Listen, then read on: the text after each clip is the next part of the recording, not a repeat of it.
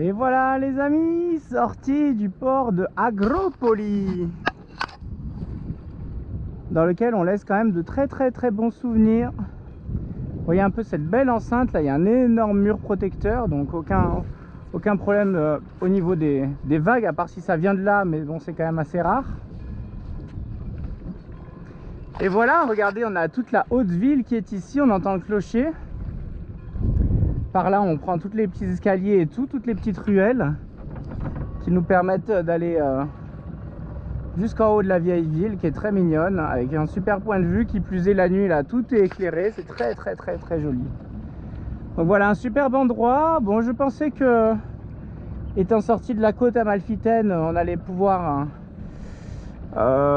bénéficier de prix bien plus attractifs. Malheureusement ce n'était pas le cas, donc bon, j'aurais aimé rester un petit peu plus longtemps. Finalement, bon, je suis quand même resté quelques jours parce que j'avais à faire.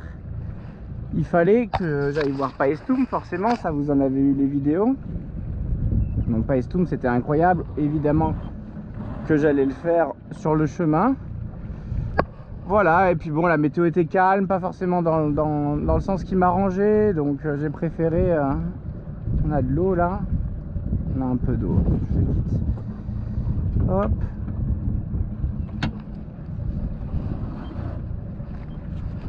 Hop.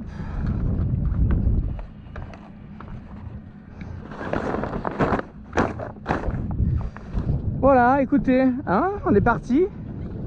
Regardez-moi la qualité de ce panorama, quoi. Hein. L'endroit est superbe. Donc vous avez des pontons privés là, payants, etc., avec eau, électricité. Vous avez après tout le port communal qui est ici. Et ici, vous avez un ponton de transit, un ponton qui est censé être gratuit, même s'il demande quand même 20 € pour l'amarrage. Attendez, hein. Il demande 20 € pour l'amarrage, plus l'électricité, plus l'eau. Donc c'est pas si gratuit que ça au final. Mais j'imagine que si vous consommez peu, vous avez vos panneaux, etc., que vous avez le plein d'eau, ça coûte forcément 20 € au début, mais après c'est gratuit pendant un certain temps. Évidemment, c'est un truc de transit, donc vous pouvez pas y rester des mois non plus.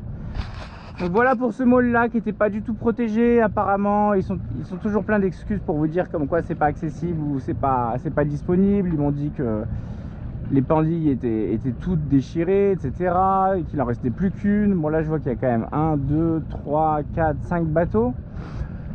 Bref, j'ai pas voulu me battre non plus, une fois de plus. Je me suis posé tranquillement, un ponton privé pour le coup. Mais en tout cas, voilà comment est foutu le port. Donc n'hésitez pas à appeler la capitainerie du port communal. C'est communal, hein. C'est eux qui vont vous dire si oui ou non vous pouvez vous mettre sur ce ponton là. Voilà, il n'y a pas de ferry, donc au final il est pas plus mal protégé que ça, quoi. Donc c'est pas trop mal. Voilà, que dire d'autre? Écoutez, ici vous avez un avant-port pareil, gratuit pour le mouillage. Et tout ça avec de l'eau turquoise autour de nous, hein, comme vous pouvez le voir. Hein. C'est très joli, il y a une plage de cailloux derrière là-bas, où tout le monde se met sur les gros cailloux. Avec de l'eau turquoise, etc. C'est très joli, voilà. Je vois qu'il y a des petits moutons quand même, malheureusement c'est face à nous. Donc on va voir ce qu'il en est. Là je surveille bien ma profondeur parce qu'on a toujours moins de 5 mètres. Voilà pour la sortie du port. Écoutez, que dire de plus, vraiment une petite escale à faire. Surtout si vous voulez aller à Paestum. Bon, c'est le port le plus proche. Mais pas que, quoi. C'est vraiment... c'est très calme. La ville est bien plus grande que ce que j'imaginais. Hein. Moi, je voyais que ça. Même depuis la carte, etc. Je ne m'imaginais pas que c'était aussi grand que ça. Et là, on voit même pas un dixième de la ville. Hein. C'est vraiment très grand. Il y a une ville intérieure après, très vivante, avec des places, de tout ce qu'il faut, quoi. Une grande gare, plusieurs places, des magasins dans tous les sens, etc. Donc c'est vraiment une ville habitée et vivante. Voilà, ça n'a rien de balnéaire ici, comme on pourrait l'imaginer au début, à première vue. C'est vraiment une ville qui est habitée toute l'année et vivante toute l'année. Voilà, qu'est-ce que ça dit d'autre? On va prendre notre prochain cap. Je vois qu'on n'est pas seul, on n'est pas parti, on est parti en même temps. Il y a déjà 11 nœuds. Bon, bah écoutez, c'est prévu pétole aujourd'hui, donc on va voir ce que ça va donner une fois qu'on sera au cap. Déjà, ce qui est sûr, c'est qu'on va aller jusqu'au cap. Ça, c'est clairement une certitude. Et puis après, il n'y en a plus qu'à espérer qu'en abattant, eh ben, on puisse naviguer à la voile, ce qui serait merveilleux. Comme ça, on pourrait faire de la distance. Voilà. Sinon, ça veut dire qu'on va s'arrêter dans pas très longtemps.